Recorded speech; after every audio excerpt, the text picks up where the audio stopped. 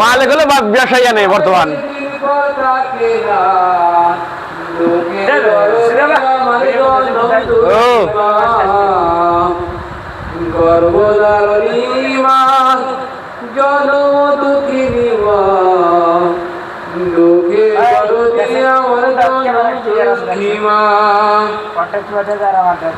দশমাই 10 দিন মাই গর্বে দিছে ঠাই, রক্ত মাংস খাইয়া আমি ববে যাইলাম ভাই।